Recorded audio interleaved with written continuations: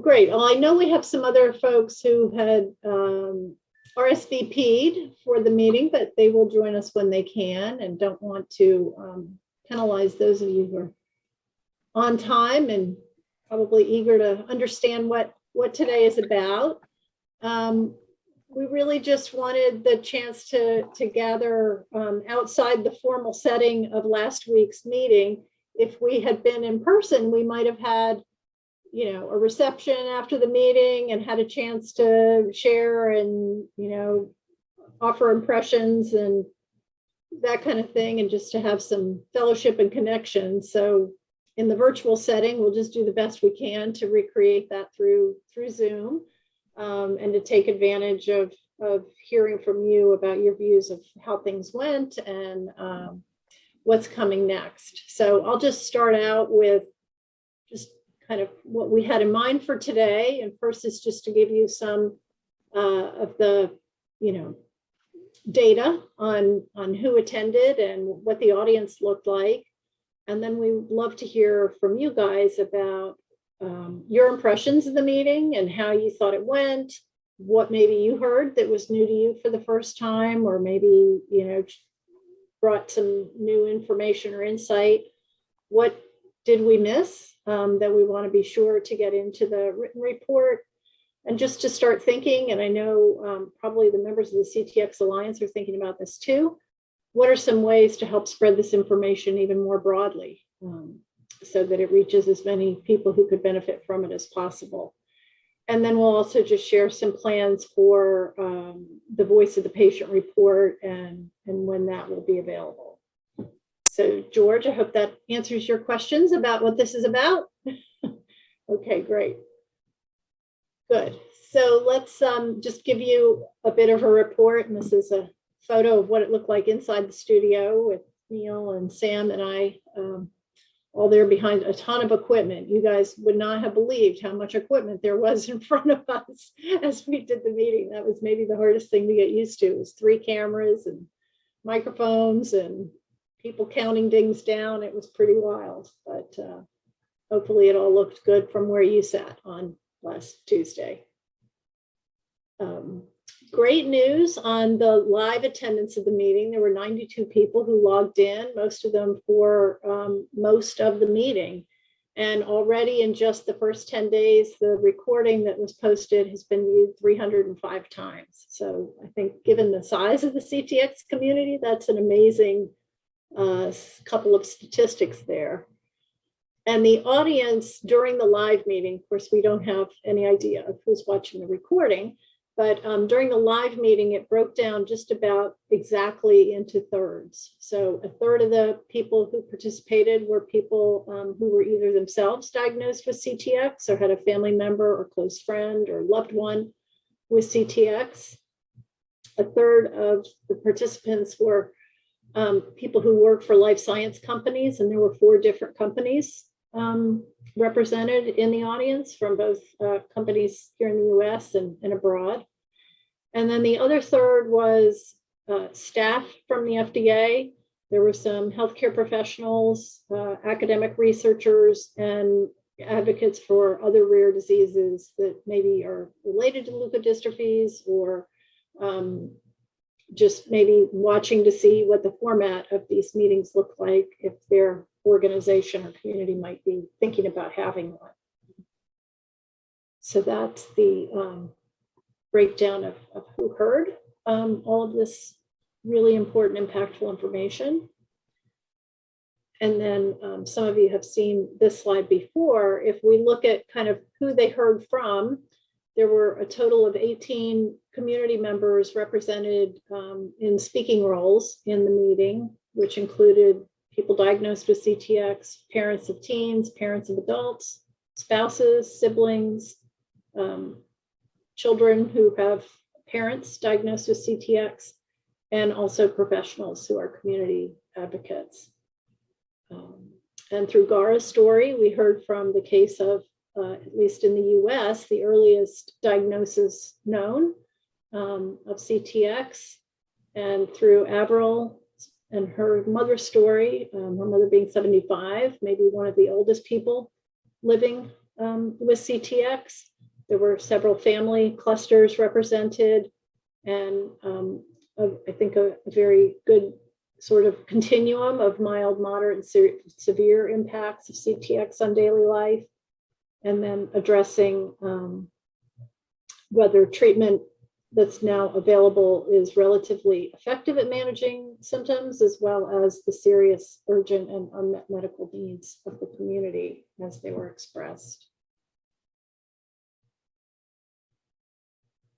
So would love to hear from you guys about what you thought, and just want to again commend everybody for the really amazing, compelling, heart-wrenching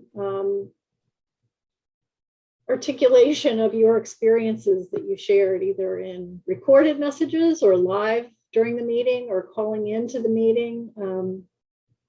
It was just really impressive how everybody came through and came forward to be part of this. So you can either just jump in or use the hand raise function, and love to hear from you guys about what you heard and saw and felt during the meeting.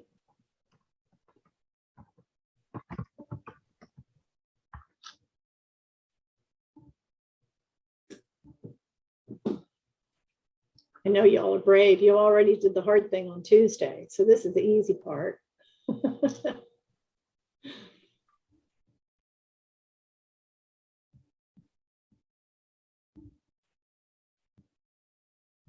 Andrea, I just saw. Oh, go ahead, John. I was just going to say, I just saw Shannon's comment regarding the in utero diagnosis. I've been in conversation with her, so Narinder, I was aware of that, but yes, that is the thing now. So, and coincidental, due to some other circumstances. So, I mean, it's good to know that we can do that, and that her baby seems to be doing okay on the treatment. So that's a good thing. I just wanted to add, I mean, I think, from overall perspective, the meeting was amazingly well put together. Your team did a tremendous job. You look fantastic in the studio. It was professional from top to bottom. So kudos on that. One of the things that, well, actually, I guess that would be about it for the impressions of the meeting for me. Oh, as far as spreading it more broadly, I'm open to suggestions. I mean, we have our Facebook group, but that's the preaching to the choir scenario where everybody there is affected and impacted. So how do we reach out to those who are not aware, right? That's really, I think, the focus of that. And I don't know if that's trying to just, I won't say cold call, for lack of a better word, cold call or cold contact folks that are in other medical disciplines to bring some level of awareness, because I think it was touched on in our call from somebody regarding, getting cataract surgery and then the ophthalmologist not following up. And I think I'm one of the handfuls of individuals who, in fact, maybe one of the only, I don't know, it's all blur, but let's just say that CTX diagnosis coming from cataracts is rare, right? So I think that, you have to look at all the disciplines, and GI segment of the medical community. The autistic thing came in, and there's been, definitive links. There was a study that was published a few years ago, and Andrea, I think you were probably aware of this. It was in the Netherlands, I want to say, and this was actually a talking point in, I think, one of the ULF, or at least a point of reference in one of the ULF agenda items years ago regarding the connection between autism and CTX. And I mean, I think that if you talk with, Sue, obviously you're boots on the ground with that scenario, but you look at Bobby's, kid, she's noticed some OCD and perhaps some autistic-like behaviors in Mark. Unfortunately, he's not here anymore, but he had, in conversations I had with him, he noticed autistic-like behaviors with his kids. And, so maybe we do something to help raise awareness in the autism community. And because, you know, it's one thing if you have a child that's just like Sue, you know, what you probably went through with Eric, years of treating the autism. Meanwhile, the CTX just, you know, laid under the cover there and never got diagnosed because everybody was focused on that. Mm-hmm. So maybe a more broader spectrum of things to look for when somebody is diagnosed with autism, like, hey, do they have these other things like diarrhea and whatever else that might be, you know, secondary to the primary situation with an autistic diagnosis. So those are the kinds of things that I'm thinking about. How do you get your foot in the door with that? I don't know. How do you get somebody to listen to you that's in those other communities or in those other medical disciplines? That's probably difficult too, because we know that, you know, for specifically doctors are very busy seeing their patients. Mm-hmm. So how do you get them to pay attention to something that's, you know, a rare disease? So I'm open to suggestions. Great. Eric is part of a study. I don't know if, can you guys hear me? Yeah. Eric is part of a study that is called SPARK, and it's an autism study.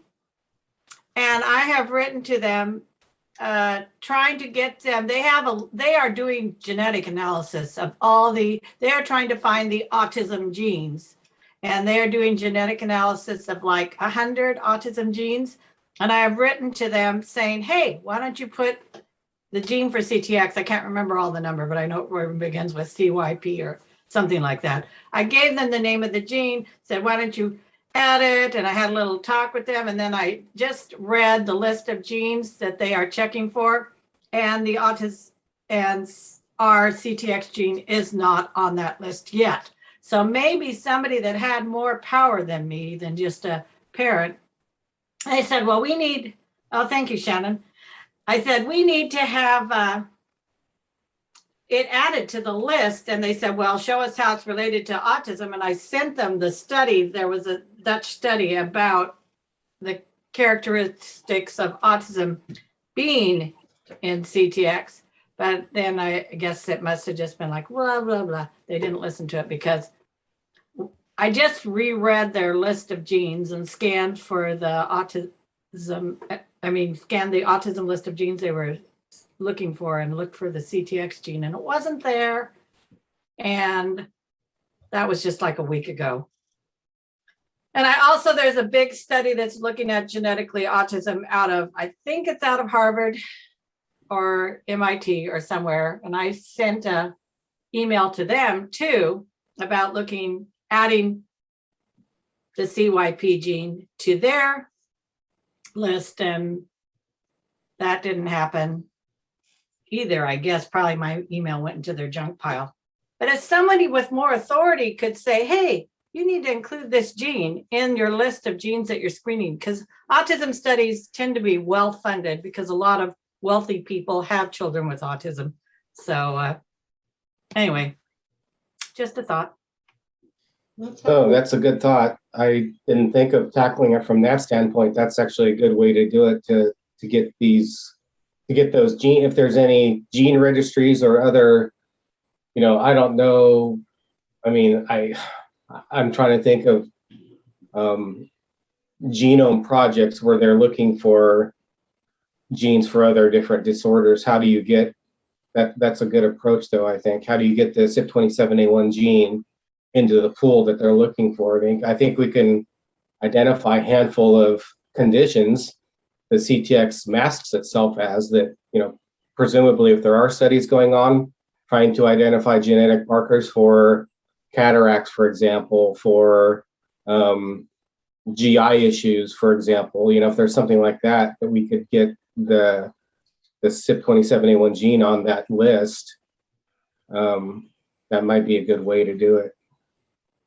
So I was going to say, at least I know Trevor has been doing some work to try and get the gene on different panels. So, GI, liver disease panels, and, cataract panels as well. And they've had some success with that. But that's a really good question to ask Dr. Steiner, maybe at the next CTX Alliance meeting, because his company, he works for Prevention Genetics, does testing for these panels. You know, that would be a good question to ask him. But Bear has sponsored free to patient testing, you know, for undiagnosed patients with these symptoms, you know, to try and highlight to ophthalmologists or the GI docs, you know, for CTX. And John, in answer to your question, so it was Dr. Adver Rips that came from the Netherlands, and he came to the last in-person ULF CTX family conference. I asked him to come and speak, and he was the one that published the study, you know, that described that autism is a under-recognized symptom in CTX, you know, and came to talk about that. And, you know, I think Dr. Steiner could probably comment on, you know, what the best way would be to try and get the gene onto autism panels as well. So he could help with that. And I didn't want to barge in and give my comments at the meeting, you know, but I can go ahead and do that now unless anyone else, you know, wanted to speak first. But I just wanted to say, you know, Kim, I think you guys did a fantastic job in terms of the organisation. It was so well organised, and you and Niels did a wonderful job in moderating. I mean, it looked so professional. I was trying to imagine what it looked like behind the scenes, you know, with the cameras and everything, but in the studio, you know, but I think it just went so smoothly and fantastically. You know, but very importantly, the speakers really wanted to commend everyone. All the speakers did a really fantastic job as well in sharing very difficult stories, and they really highlighted the breadth and the multitude of symptoms, you know, including symptoms that haven't been talked about much in the literature before. You know, so and different issues, for example, Holly talking about the pregnancy and the labeling of the drug, you know, these things that the FDA should be thinking about as well. So I thought it was, went so well. And for me, it kind of really brought home how significant the psychiatric effects can be. And I don't think that's so well recognised in the literature. You talk about xanthomas or cataract or diarrhea, but, you know, so I really think that that's an area where the researchers or the physicians, you know, could work on providing more resources or doing more research. And for me as well, the insurance issues, like how difficult it was for some of the families and the worries about getting the insurance to cover the medication and the stress of that. And, you know, as most of you know, I'm supporting the efforts to work with the FDA to try and get the label approval for Chenodal for treatment of CTX. So, you know, this was so motivating to me to continue working on that and, you know, try and get label approval from the FDA for Chenodal to be used for the treatment of CTX, which is not currently it's an off-label medication, as you all know. So those were some of my thoughts about the meeting, but, you know, I think everyone, it just went so well, did such a great job. Thank you so much, Andrea. That was really great, and really important to know how closely you followed this and how involved you are in the research, and still for you to hear new things is just, you know, really impressive to hear how much the community came forward with, just as you said, the breadth of issues and symptoms and effects on their lives, to really make it clear how encompassing this illness disease is. Thanks for being part of it. I know you weren't a speaker at the meeting, but we felt your presence all the way through. Well, I was cheering on in the background.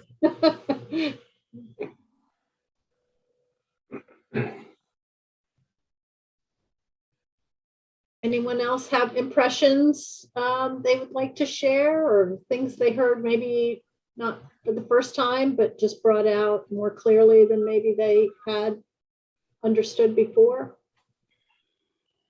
Hey, Kim, I thought, that's Shannon. I thought that my son was alone in the obsessive tendencies, and it sounds like that's more widespread than I knew. That's important to know, that you felt that was something maybe was just his flavor of CTX. I mean, because if he doesn't Yeah. get Kenadol, he's going to end up in a home. I mean, that's how severe it is. You know, I think you knew that because I told you that. Yeah. Mhm. That's important. Thanks, Shannon.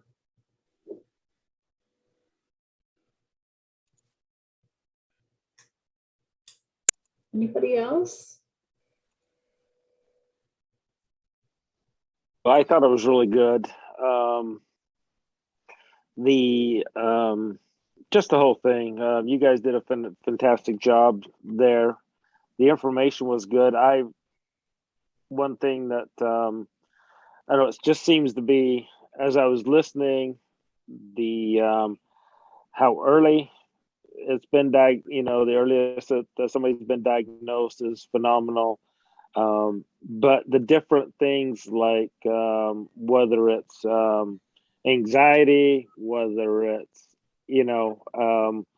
there's just so many different aspects, and it seems like every time I hear of stories, I've learned of new aspects or different facets of it that is like, and so for me, I'm like, okay, yeah, I can relate to that because I've experienced that, or, oh, I haven't had that, but you know what I mean? So it's, for me, I'm like kind of comparing, okay, nope. Like I haven't had cataracts where a lot of, there's several other people that have, but I've had, with the spasticity, I've had the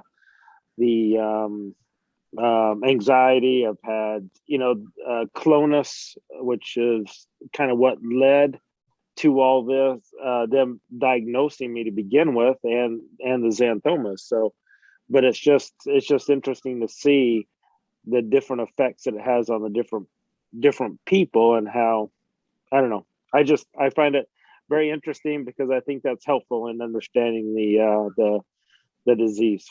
Mhm. and sharing it, as John was talking about earlier, that's a challenge. I try to share it as much as I can with the different doctors and I've talked with some that just really aren't interested, and then I've talked with others that are like, oh wow, that's interesting. They're more willing to learn. So it's, you kind of got some, they're like, their plate's full and they're not really interested in more, and others they're like, oh wow, that's kind of cool. I didn't know it was that rare. You know what I mean? I've never heard of it. So yeah. But I definitely think that early diagnosis, because obviously I would have been a lot better off if I would have been diagnosed when I was 5 or 3. You know what I mean? I'd still be able to walk straight without a cane. So Mm-hmm. Yeah, definitely. It was impressive, like over the months as we were talking to different members of the community. It seemed like there were so few opportunities for you all to share what your experiences have been, that people were uncertain about which things were common and which things were maybe more unique to their own setting, their own situation. Shannon, like you said, you thought that the obsessive part was just your son's sort of form of this. So hopefully that, breaking down some of the isolation of the experience of this, knowing that others also share in it with you, hopefully that came across through the meeting as well. I'm sure it's still a lonely thing to go through most days, but helping find some of those rays of light across the community.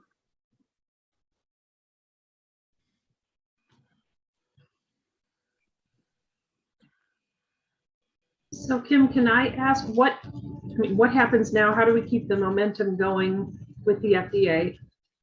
Yeah. So right on target. What comes next?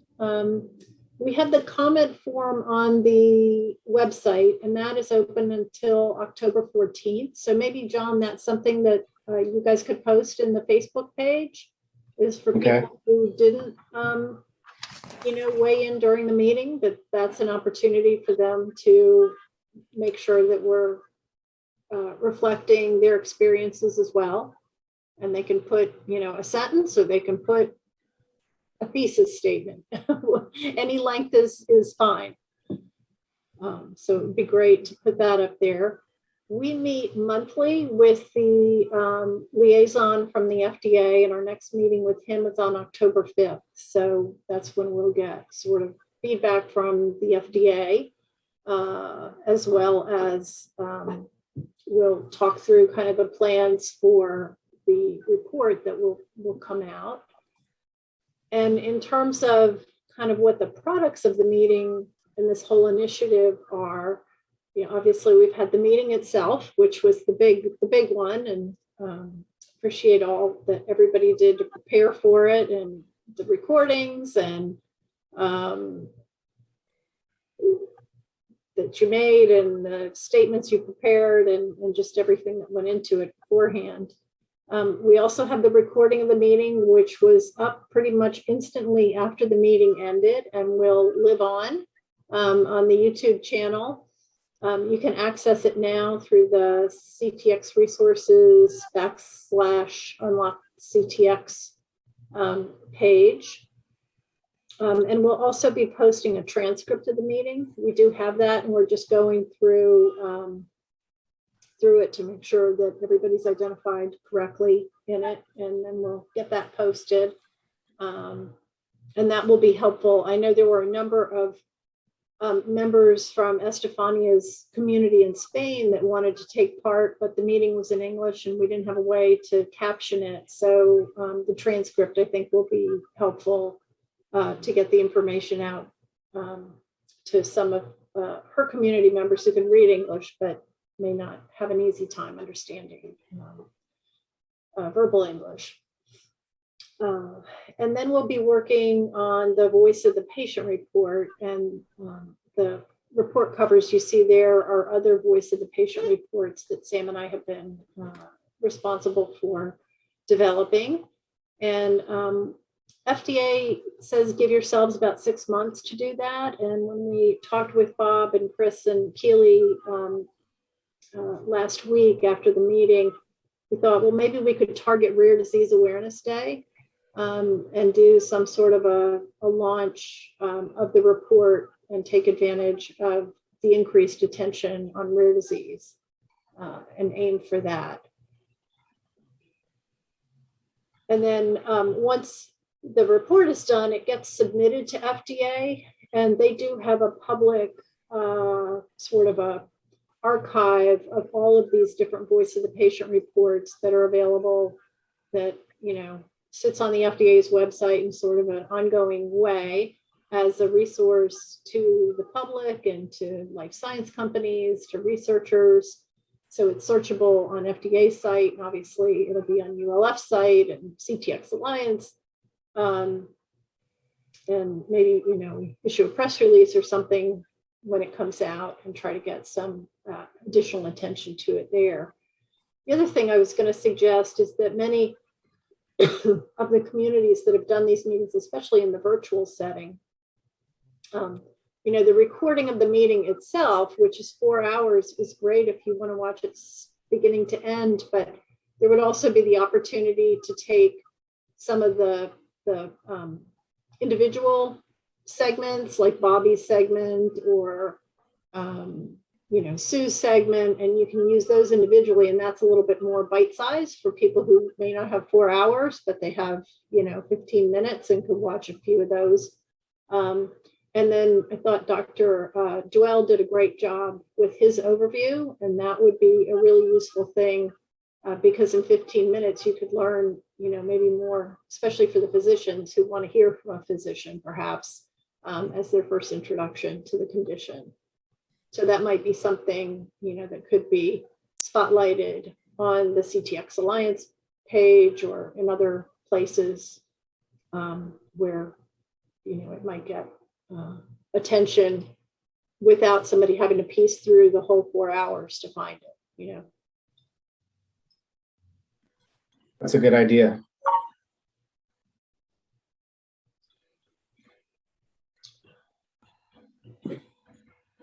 So that was, Shannon, did that answer your question? Yes, that was great. Thank you. Good.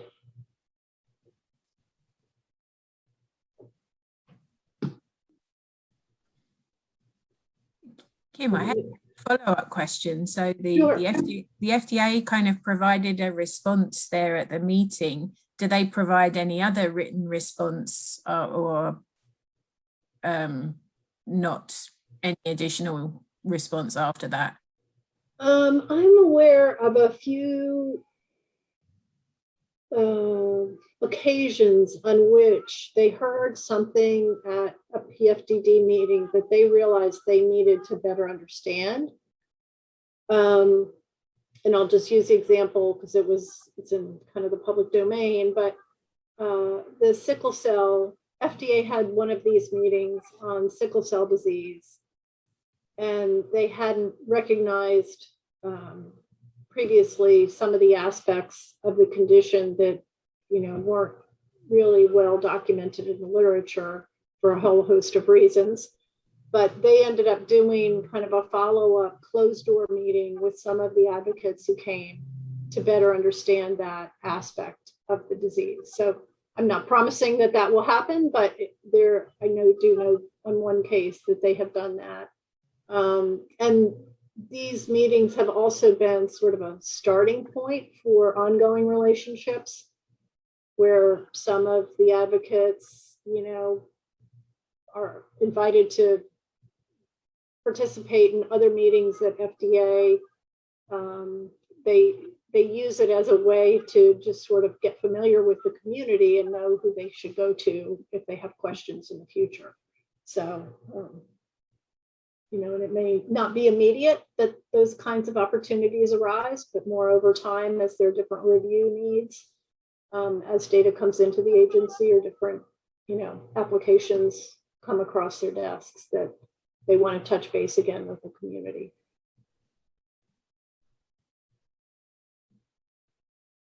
Did that answer your question, Andrea? Great.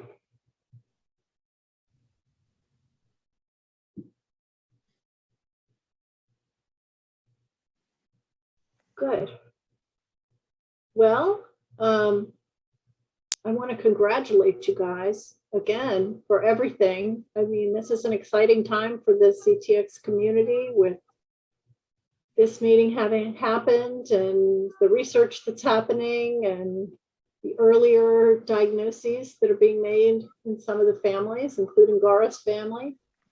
And just the hope that brings. I know that people will not have to have the same degree of difficulty maybe in the future as all of you have had in your current and past journeys with CTX.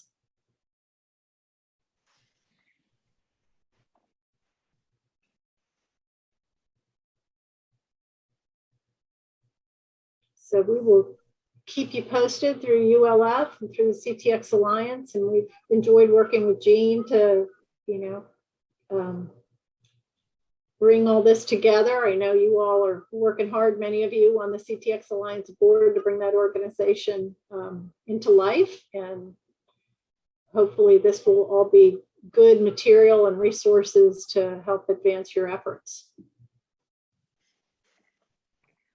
I think it will be. I did want to add just one comment that's not related to anything that we've talked about specifically, but it kind of dovetails to what Andrea said regarding the FDA's understanding of CTX beyond the diarrhea and cataracts. I did feel a little bit of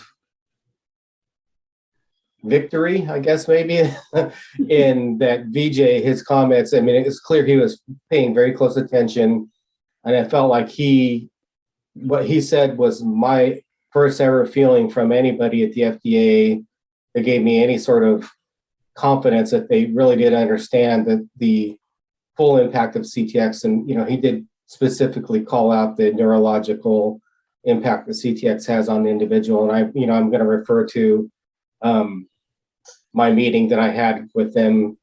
I can't remember when I said it was 2015 or something, in the at the time Retrophin offices with the same topic of getting an FDA approval for Chenodal.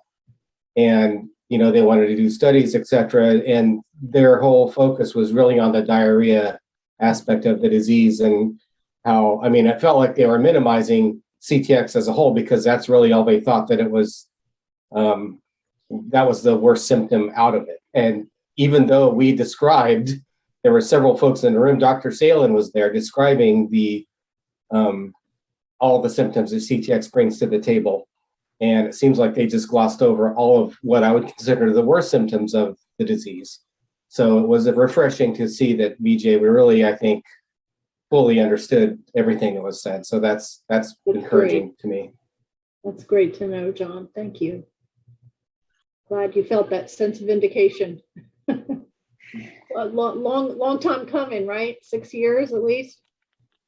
That meeting was 2015. Yes. Yep. And I just wanted to add again, as a research, someone in the research field, research of CTX, watching this, as I said, there were some symptoms that I think have been really kind of underappreciated by the researchers before, and certainly motivated me to start thinking about these. And, I know that there's other researchers that were watching, the experiences, and I know we'll take all this information to heart as well, and hopefully opens up new research avenues, and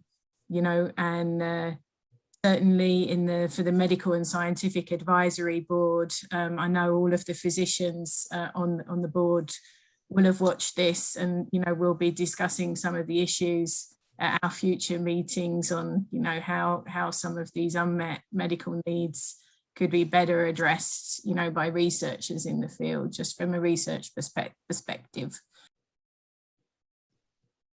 That's great to know that the medical board took this all in, or will. They have the chance to watch it as they can. So that's great. Thank you for telling us that.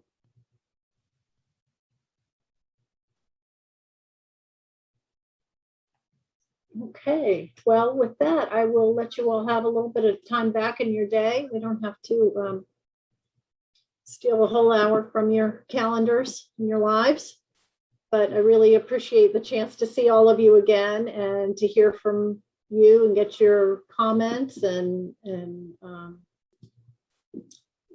the sense that you were all well pleased with how things went is a great, very fulfilling. And I'm sorry Neil couldn't be here today. He was really a great companion to have with us on the day of, and to have his family's story told by both he and his sister. So I know he shares in thanking all of you for being part of it. Well, thank you, Kim. Yeah, thanks, Kim. Yes. Yeah. Thanks, Kim, and everybody else. Good job. Thanks, everybody. Have a good rest of your day and a good end to the week, and relax knowing you don't have a meeting to look forward to from me on in the near future. All right. It's been fun. Everybody. Have a good weekend. Okay. Bye, everybody. Okay. Take care, everyone.